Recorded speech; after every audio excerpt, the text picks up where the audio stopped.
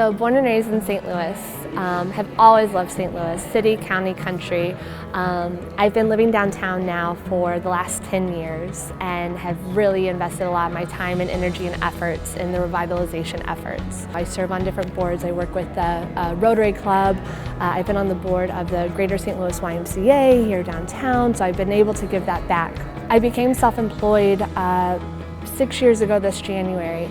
And that was a decision that I made. It wasn't an easy one, but I had the conviction and I knew that it's what I needed to do. I started taking on special projects, some digital marketing, helping with events, working within the community to help it grow.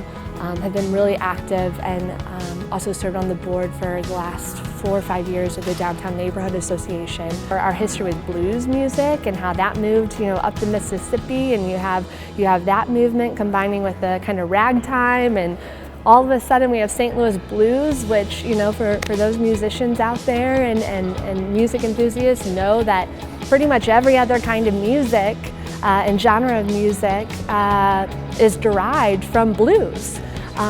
The National Blues Museum on Washington Avenue, which is a project and a place unlike anything else in this country. It's the food scene, the culinary scene.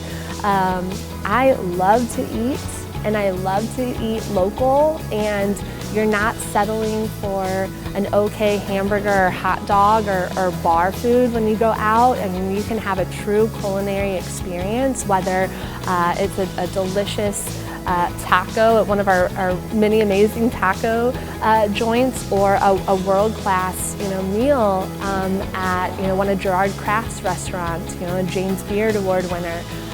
So I definitely love our culinary scene too. In the history, just because we're not one of the population-wise, top 5 cities now, doesn't mean that we didn't used to be, and doesn't mean that we don't have the infrastructure and the organizations and the patchwork to continue growing in that sense. So that's one of my favorite things is just the history, being knowing that, gosh, anything from clothing manufacturing and shoes to ice cream cones to beer to, all of it. There's so much that's right here. Music is huge. I think the secret of making people feel welcome is, not necessarily sticking with, the age-old question of where you went to high school. That's fine too.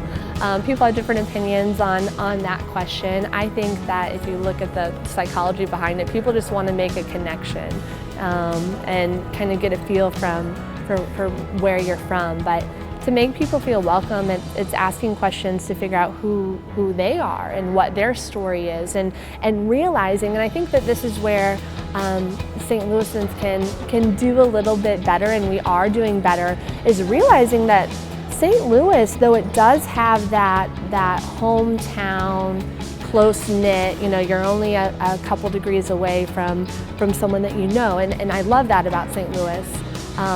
While we are a close-knit city, and it is easy to go out one evening and meet a few people that you kind of through the grapevine know, a lot of people are coming to St. Louis from all over the world. And so it's just as likely that you'll bump into someone that you went to school with, or that knows someone that you know. It's just as likely that you'll meet that person as you'll meet someone from Europe or Australia, or all these different places, because St. Louis is attracting those people. St. Louis and the people that live here, whether they've lived here for a couple years or whether they've lived here for their whole life, need to really value the community that we have, every person that's in this community, and makes it what it is, and help us better celebrate it. It's too easy to point out the issues or the differences.